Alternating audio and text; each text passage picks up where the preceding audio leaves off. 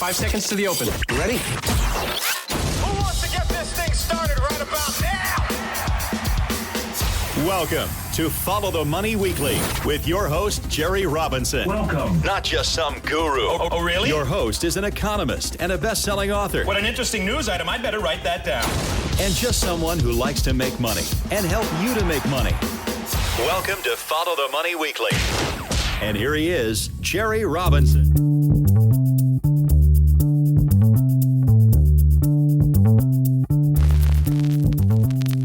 All right, friends, welcome to episode number 467. Today's episode title, Elevate Your Economy. We have a great, insightful episode for you today. We're going to delve into something that affects each and every one of us, and that's our personal finances. Now, when we look around the world today in 2024, here I'm recording this now on the 24th of July, 2024, and we got a topsy-turvy world, right? A lot of crazy things happening. Concerns about the economy, concerns about politics, concerns about geopolitics, and there's so many things that we could focus on today. And as I was preparing for today's episode, I thought, out of all the different things that are going on, how do we really isolate what to talk about? And I recently had a discussion with one of our members that reminded me that there's so many different action steps that many of us haven't taken that we can get distracted by what's going on around us. We can get distracted about economic predictions or political forecasts or this or that or the latest earnings reports or whatever's happening in our lives, And in reality, there are those things that we can control, and there are those things that we can't control. And today we're going to be talking about those things that are in our control when it comes to our finances. We're going to be covering crucial strategies that really can transform how you manage, grow, and protect your wealth, no matter where you are, whether you're just starting out as you're listening to this episode today, or maybe you're looking to refine your financial strategies. Today's episode is packed with actionable insights and quite frankly, actionable wisdom. So in today's episode, we're going to cover 5 fundamental wisdom keys that are pivotal for anyone aiming to enhance their financial well-being.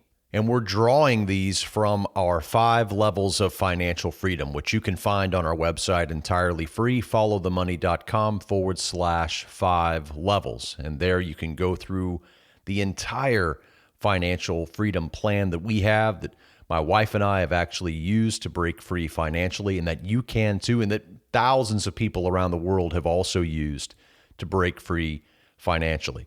So without further ado, let's dive in to our first segment and uncover the keys to elevating your economic situation.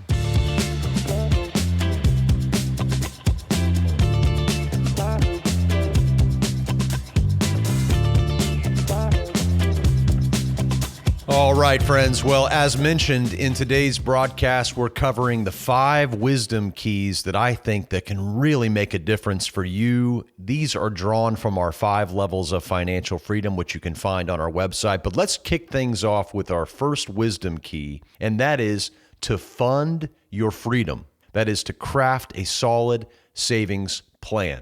So I want to start off with a quick story that I believe that many of you will be able to relate to.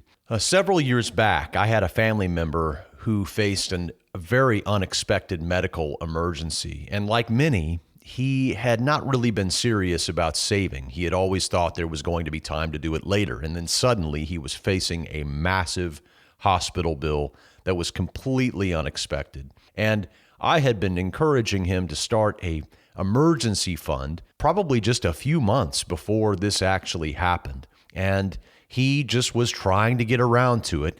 And what ended up happening was that the hospital, and this is a terrible story. I mean, it's a sad story, but it's a real story. The hospital, of course, the bills became so incredible from this unexpected medical emergency that he simply was forced into bankruptcy. Now, this was before the healthcare changes that we had, back in 2011, 2012, 2013, in that time. So this has been, several years back, but I never forgot the situation. I never forgot, and of course he never did as well. So his And if immediately after that, he began realizing, I have got to save, I've got to, protect my finances. And this experience literally transformed his view on saving.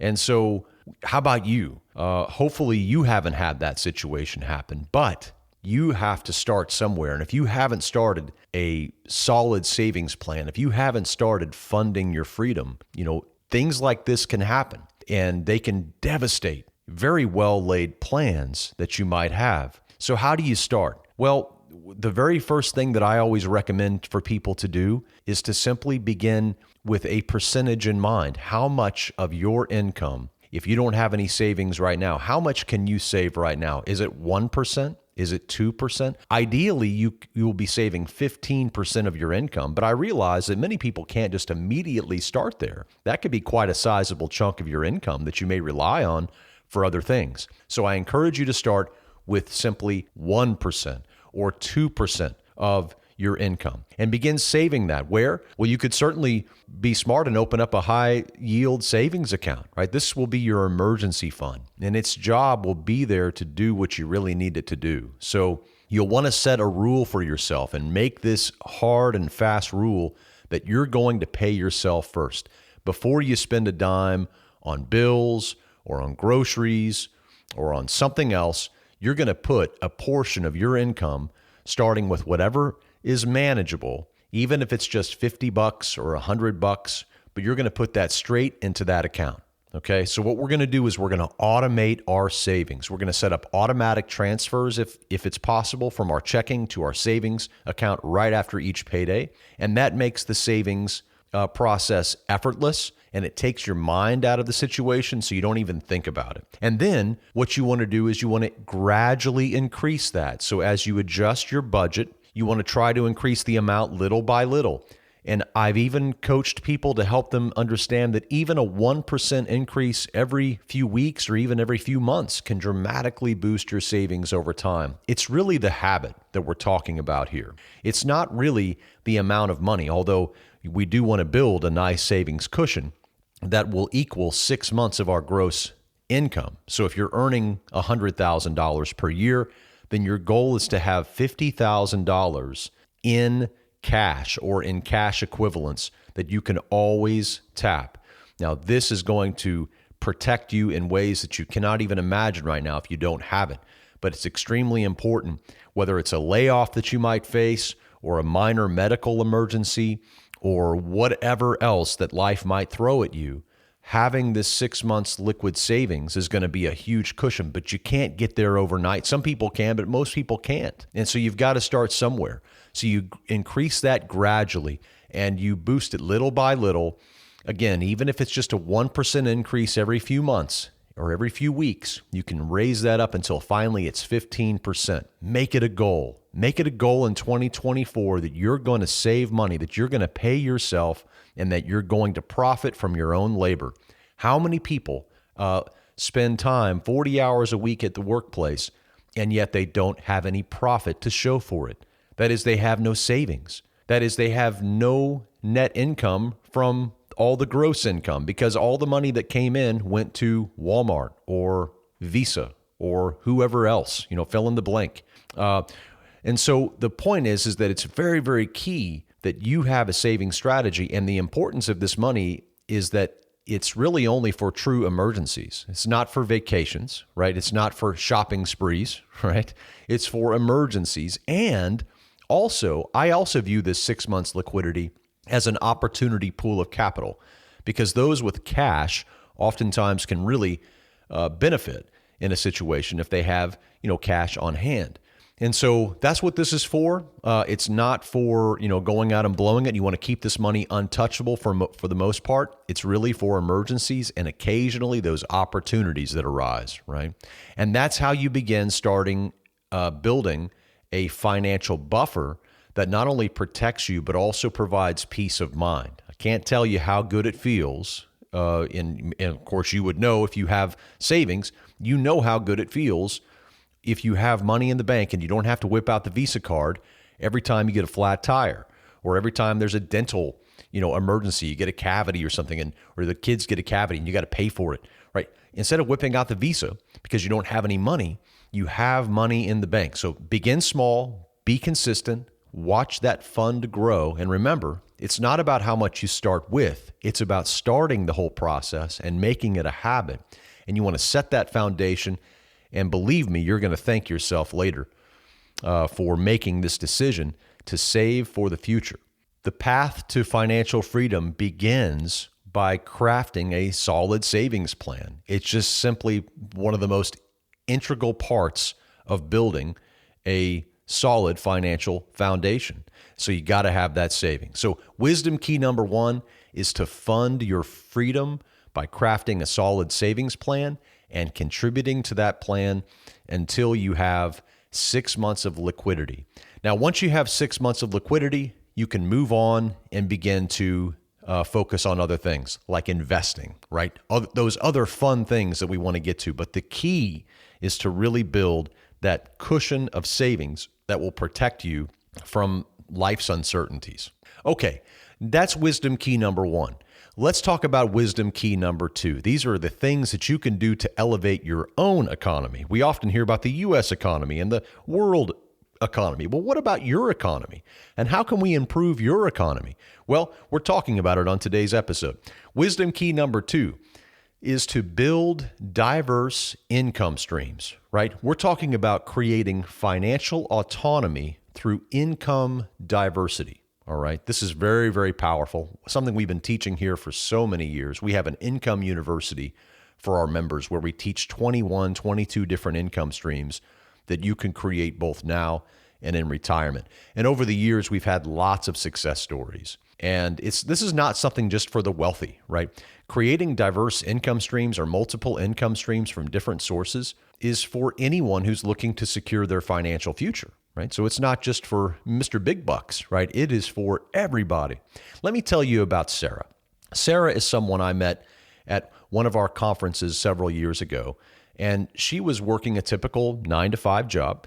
But she was worried. She came to me and said she was worried about, what would happen if she lost her job. At that time, the economy was a little skittish and she wasn't sure, if she was going to be able to keep her job. So I encouraged her to, investigate her passions and to find the things that she really enjoyed. She immediately talked about photography and graphic design. She was very good at graphic design, still is. And she decided to turn that into a side hustle. And initially, Sarah was just trying to get a few clients. But if you fast forward to today, Sarah has developed not only a steady stream of income from acquiring many clients because she's so talented, but so too, it's given her extra income that she's able to save and invest, quite frankly, which has been very good for her. But also, it allows her to fall back upon photography and graphic design if her main job ever falls through. Now, Sarah's story is not unique, but it's powerful because it shows that with a little bit of passion and perseverance and inquisitiveness and curiosity and a desire to learn and coachability, that anyone can create a new income stream, right? Anyone. In fact, we've seen it so many times here over the years where individuals will come to us and they say, I've got some savings, I'm investing. Well, what's next? Well, you need to develop multiple streams of income, right? It's a very powerful strategy that will really help you on your path to financial freedom. Right? Very difficult to be free when you have one income stream because that one income stream may or may not be there. So it's very important to develop multiple income streams from diverse sources. So how can you get started here? Well, let's first identify your skills or your passions, right? Sometimes your passions aren't going to make you any money, and we just have to admit it, right? Sometimes you'll have to develop a new skill. But think about what you're good at, or think about what you enjoy doing. And then can these skills that you have, or these skills that you enjoy, can they be turned into a service or product? Well, for Sarah, it was photography. She had a great eye. She loved taking photos, and she was also very good with graphic design. She was very good with the Adobe tools. And so, for you, it might be tutoring. Maybe you're very good at a particular academic skill, or maybe crafting. Maybe you're very handy when it comes to crafts, or maybe even freelance writing, although that's become a bit more challenging in our world of generative AI. But nonetheless, there are many different areas that you can get into that will create an income for you. And And again, don't try to start too big. Start small, but start now, right? Start small, but start now. Begin in a way that demands minimal initial investment. Really bootstrap this. Don't try to, create everything from the beginning. Just use the resources that you already have and then grow from there. So Sarah started with a camera that she already owned, and she already had some software for graphic design. And she also eventually began to add other things to her, photography business, and but only as she began to make money. And she only upgraded once she started earning some regular income. Now, in our online world, you can leverage platforms online like Etsy for crafts or Upwork for freelancing or even Fiverr for freelancing, or you can even use Airbnb if you have a space to rent. I mean, there's so many different ideas. If I was getting started today versus when I got started, it's simply amazing.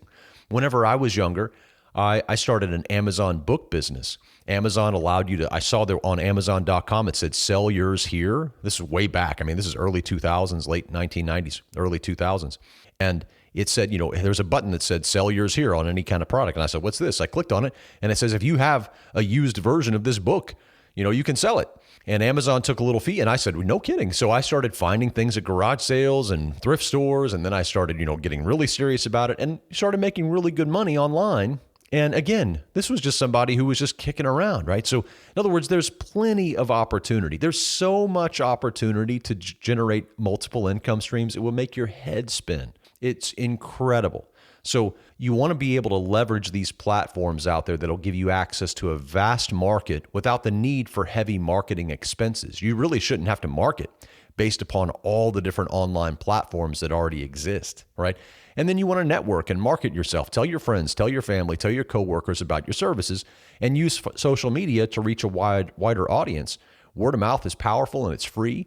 And as you start to earn this income, reinvest a portion back into your business to help it grow, right? This could help upgrade your equipment or invest in marketing or take a course to enhance your skills or whatever it is, but keep investing in yourself. And building diverse income streams is not just about the extra cash. It's about creating financial security and independence. So like Sarah, you can start small and grow over time. So the key is to begin where you are with what you have.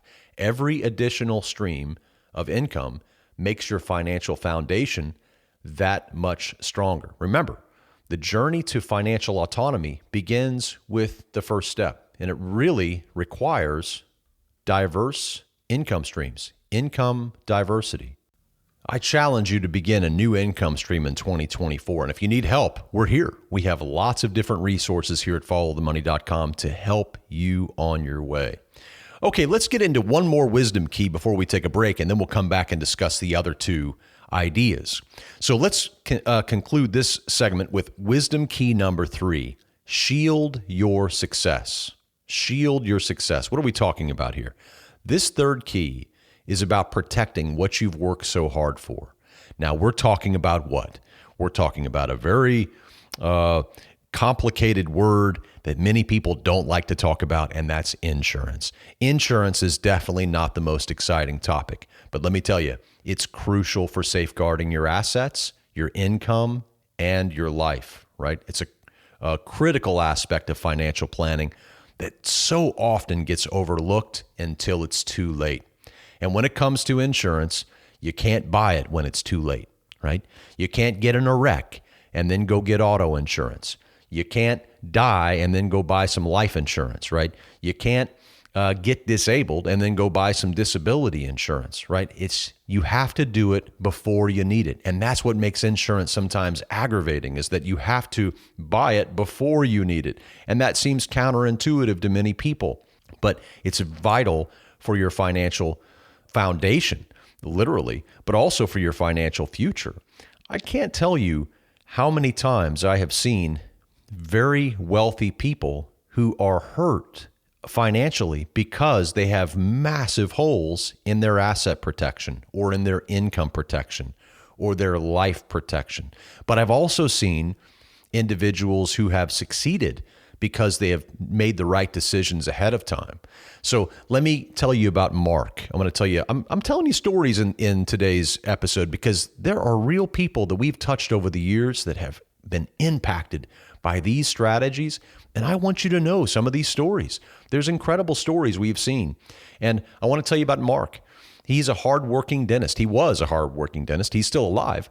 But at the time I met him, he had a thriving practice. And I had just met Mark a few years before he suffered from a car accident that permanently left him unable to use his right hand for work.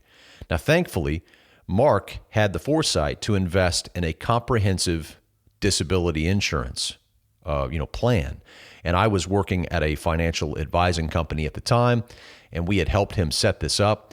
And Mark had, realized he needed disability. He had disability from another insurance company. I was talking with him. I was showing him some of the different things we offered. And Mark decided to go very wisely with his own occupation disability plan versus the any occupation. And I don't want to get too geeky, but basically what that means is that under the own occupation standard of disability, a person is considered disabled if they're no longer able to perform their duties in the job that they were working in the time that they became disabled. Now, that is a better plan than what we would call an any occupation disability plan, which would mean that, Mark, had he lost the use of his right hand, they say, well, he can go teach. You don't need your right hand to teach, or you don't need your right hand to go do this job. And so, in other words, it would have forced him to do something else, and he really wouldn't have received much in the way of disability income. But because he had chosen he had chosen a great plan, it put him in a situation where he was able to not only maintain his lifestyle and cover the business expenses without draining his savings, he was receiving a tax-free income, a very high tax-free income that was, not the entire amount that he was making, but very close to it. And it allowed him to be able to sell the practice. And it could have been a financial disaster had he not had the foresight to make this decision. Nobody expects to be in a car accident that causes them to lose their hands. I mean, their ability to use their hands. No one gets up in the morning and thinks that's going to happen to them, but things happen. And he had invested so much money into his education and into his practice that it would have simply been a financial disaster had he not had protection for his income. And so Mark's experience shows the importance of being proactive about protection, right? Whether it's your health, whether it's your income, whether it's your property, the right insurance serves as a financial safety net. So how can you implement step number 3 here, wisdom key number 3? Well, the first thing you want to do is you want to assess your needs, right? Take stock of the major risks. Are you a business owner like Mark, or do you have dependents relying upon your income? Make a list of potential risks in your personal and professional life. This is the great place to begin. Many of you probably already have coverage, but you might want to re-examine it. Is it proper? You want to research those coverage options and understand the different types of insurance that are available. Health insurance and life insurance and disability and property and liability. All of these have a different purpose, and choosing the right mix is absolutely crucial. I obtained my life and health insurance license. I guess it was been about 15 years ago, maybe even more. It's actually been 16 years ago whenever I got my license. And I just can't tell you the number of stories I've seen, both very good and also very bad, things that I've learned and people I've tried to help. It's just been a very eye-opening experience. And so it's a complex topic. Insurance is complex. You really want to consult with an insurance professional who can really provide you with insights that are tailored to your specific circumstances, right? They can help that you're ensure that you're not overpaying, but you're still well protected. That's very vital. And as your life changes, of course, so do your insurance needs. So you want to have regular reviews, at least annually, to make sure that your coverage is still relevant, that you're not overpaying for things that you don't need. And also just as your personal and professional situations evolve, right? And also educate yourself. Read the fine print, or have somebody who can do that, maybe an attorney or something, to understand what's covered and what's not. This knowledge can save you from unexpected surprises during critical times in your life. And so proper protection is not just about, paying premiums. It's about peace of mind. It's about financial stability. So by following these steps, you can shield your success. You're working hard for the things that you do. You work hard every day to protect your family and to, put food on the table and to grow your business or grow professionally in your job. You're working hard, and it's vital that you shield your success effectively and ensure that no matter what happens, your finances and your family's future are secure. Well, as you can tell, I'm a big believer in the importance of asset, income, and life protection. Offense will fill up a stadium, right? A good offense will fill up the stadium, but a good defense wins championships. It's vital that you have a strong financial defense, not just a great offense. All right, so we've covered 3 very powerful wisdom keys so far in today's broadcast. Wisdom key number 1, fund your freedom, right? Create that solid savings plan. Wisdom key number 2 was to build diverse income streams, to create that financial autonomy through income diversity. And then we talked about wisdom key number 3, shield your success by choosing the right asset, income, and life protection, and to review it regularly.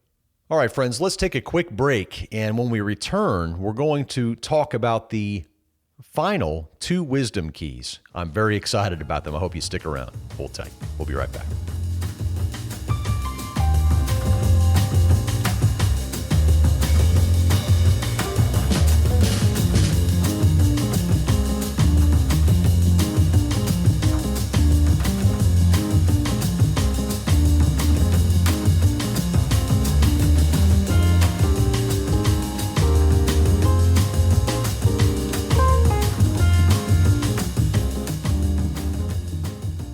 Welcome back to Follow the Money Weekly. And here's Jerry Robinson.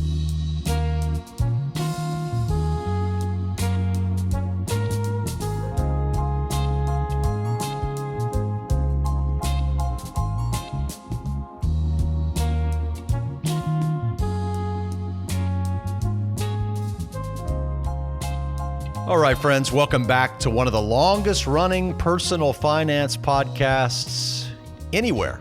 FollowTheMoney.com. You can find us online. We're Follow the Money Podcast. Great to have you here. My name is Jerry Robinson. We are going through the 5 wisdom keys that can help you elevate your economy, your own personal economy. We hear about the U.S. economy. We hear about the global economy. What about your economy? What about your household economy? We're talking about financial wisdom keys to help you.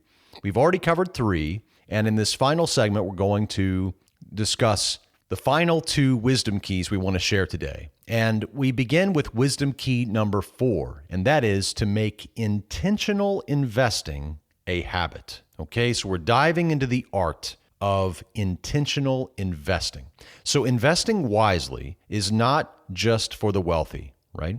It's for everybody. Everybody in this economy, quite frankly, due to the inflation that we have, due to the concerning level of debt that the United States government has, that corporations have, that state governments have, we need to have a plan to invest. We have to better ourselves financially, right? It's for everyone. It's a cornerstone of financial freedom, making intentional investing a habit. Now, let's explore about this topic about disciplined investing and how it can accelerate your path to financial success. And I want to talk about one of my favorite people, and that is Jean. Jean is someone who started her investment journey with a very small amount, and she started many, many years ago. Jean is a dear friend. She's been a supporter here at followthemoney.com for a long time, and quite frankly, she has also been a great inspiration to me and others. We actually, I first met Jean way back in 2007 during a financial conference I was putting on. And we had a chance to meet, and I learned about her investing. Well, she was such an inspiration to me because Jean wasn't some financial expert, so to speak. She had learned about the power of starting investing early and staying consistent from her father.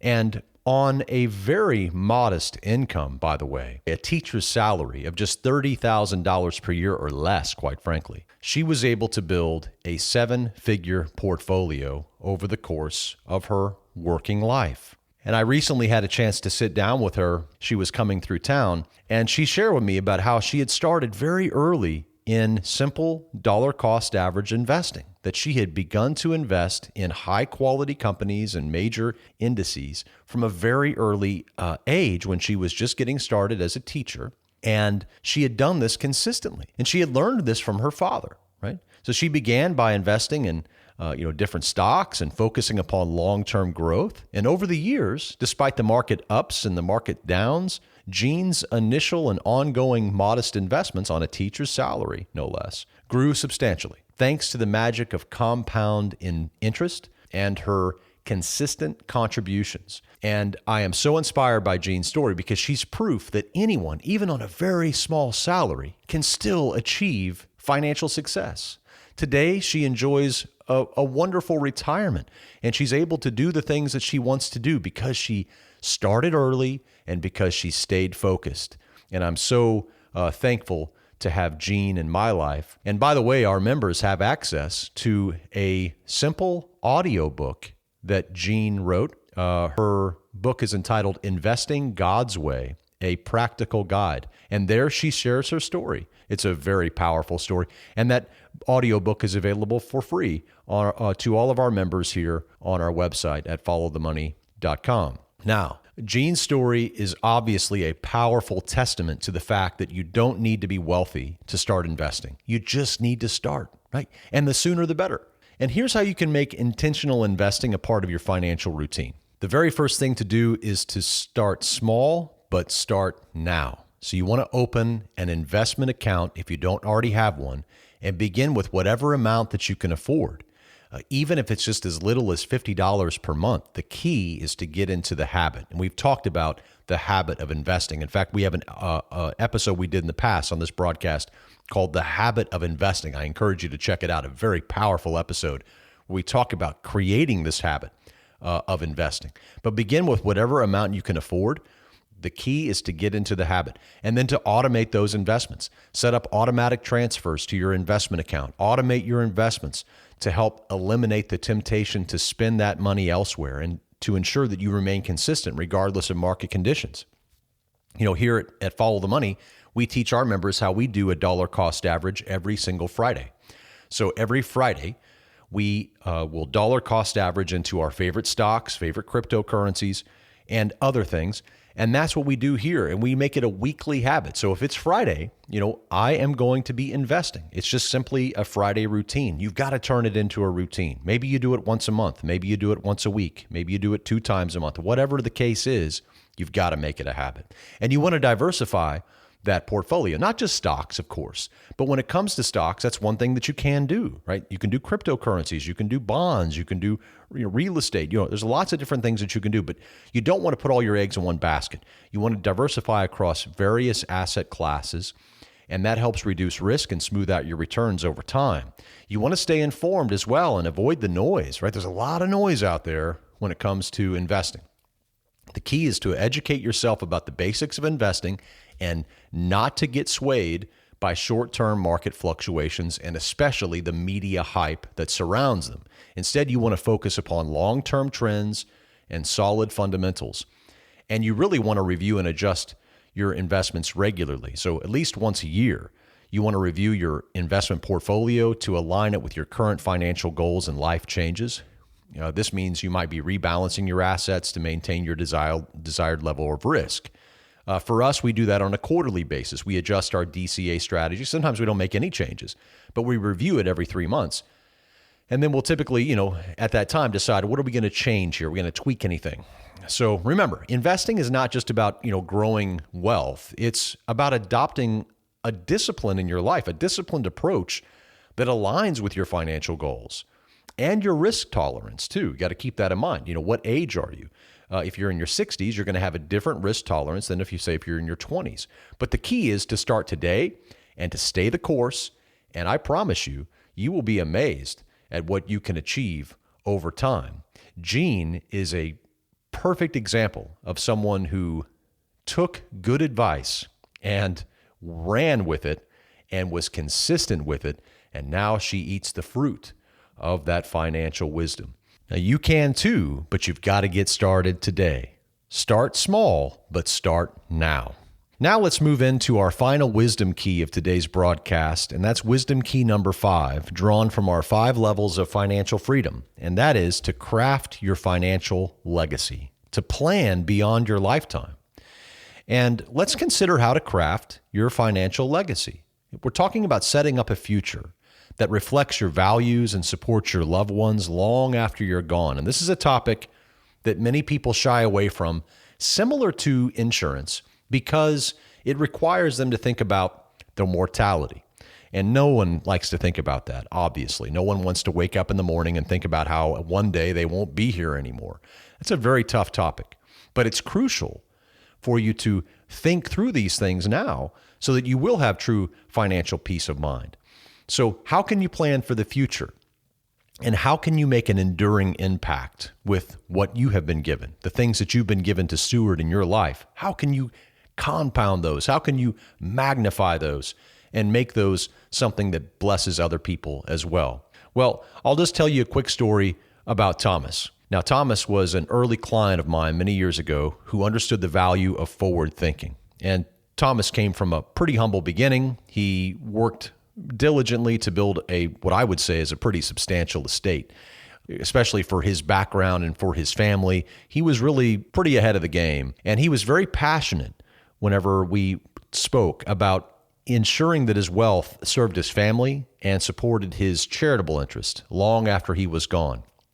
And so, through the help of other people, I was able to bring in estate planners, and we were able to help Thomas set up a charitable remainder trust that helped minimize taxes. It protected his assets, and it was used not only to provide him with a steady stream of lifetime income, but also allowed him to fund educational scholarships for underprivileged youth. That was something that he had told me from the very beginning that he had long dreamed about.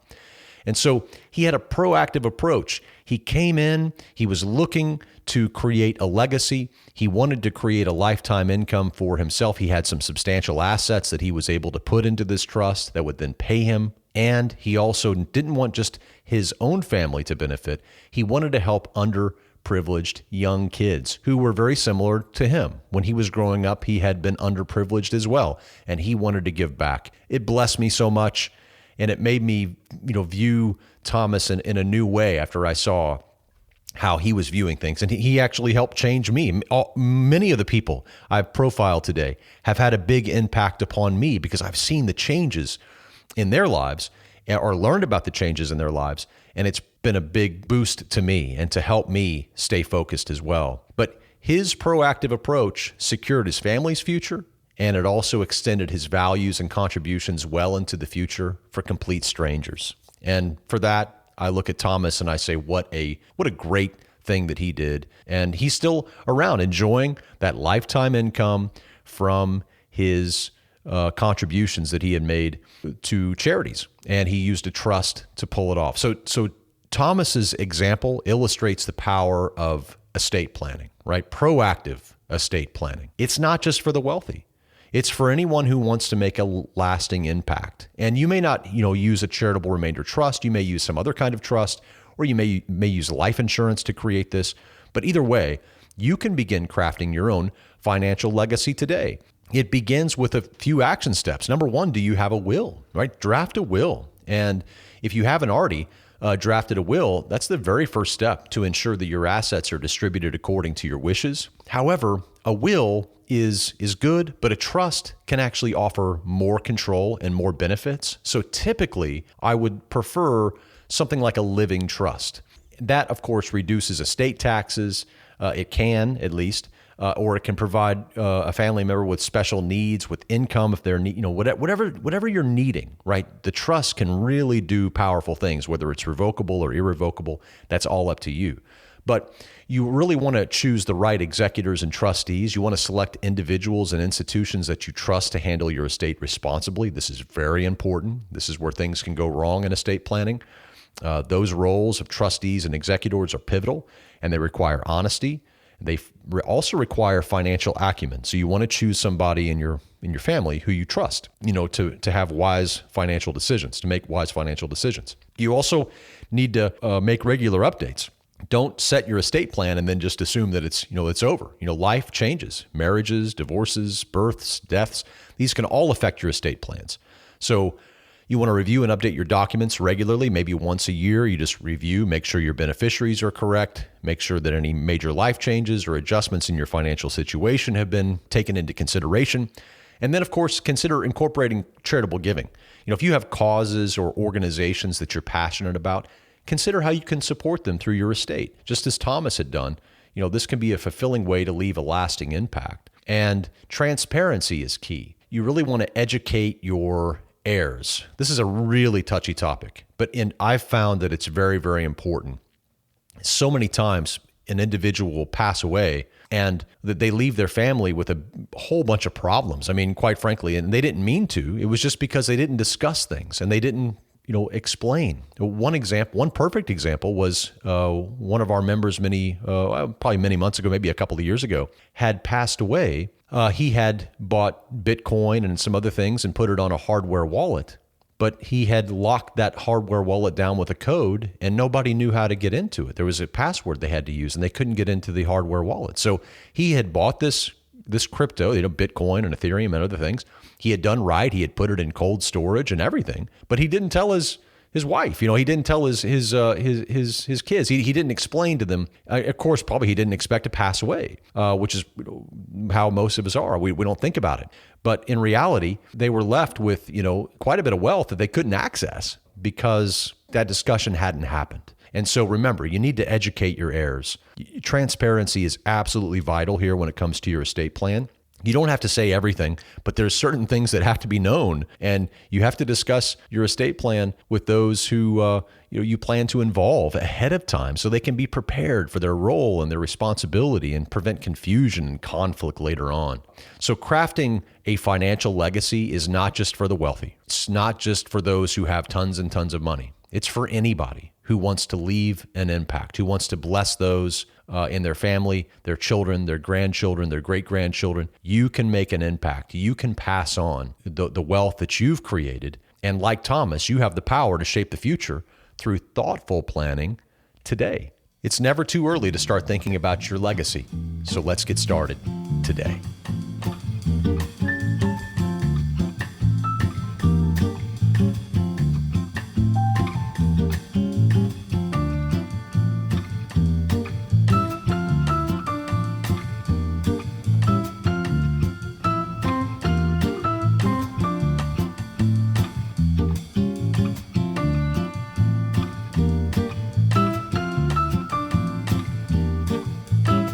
All right, welcome back, friends, to the final moments of today's broadcast. And as we wrap up today's journey through these 5 wisdom keys to transform your personal finances and elevate your economy, I hope you found some actionable insights and inspiration to apply in your own life.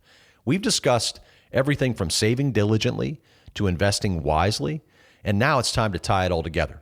In today's episode, we explored how a well-structured financial plan is not just about accumulating wealth. It's about creating a life of freedom and fulfillment. We talked about the importance of diversifying income streams and protecting those things that matter. We ultimately talked about building a legacy that transcends money itself, that transcends monetary values. And each key we've discussed is a stepping stone towards not just financial independence, but financial wisdom. Now remember, managing your finances wisely is not just a path to wealth. It's a journey towards understanding what truly matters in life. It's about making choices that reflect your values and priorities. You want to make smarter financial decisions. We all do. But we want to strive to simplify our desires and focus on what really genuinely enriches our lives. That's where we'll find the most happiness. And this brings me to a profound thought by the ancient philosopher Epictetus, who said, "Wealth consists not in having great possessions, but in having few wants." Now, that's a powerful reminder that true wealth isn't measured by the assets we accumulate, but by the simplicity of our needs and the richness of our contentment. We live in a world that equates success with excess. and it's crucial to redefine what wealth means to us personally. We need to challenge ourselves to find satisfaction not in the quantity of our possessions, but in the quality of our daily experiences and in our relationships. By focusing upon what we truly need, we free ourselves to pursue what we genuinely want, a life of purpose, of peace, and prosperity. And that's just something to think about. Well, friends, I want to thank you for joining me on today's episode, Elevate Your Economy. I hope this episode has inspired you to take control of your financial life and to think more deeply about what wealth really means to you. And if you found value in our discussion today, please share this podcast with friends and family who might also benefit. And don't forget to subscribe for more insights on how to transform your personal finances and elevate your own economy. You can find us on all major streaming platforms. The Follow the Money podcast is also available on our website, followthemoney.com. Well, friends, until next time, keep investing in yourself, keep planning wisely, and keep pursuing a life of wisdom that will pay you great dividends, both now and in the future. And remember, when you want the truth about the global economy, just follow the money. Have a safe and prosperous week, and we'll see you right back here next time. Until then, God bless.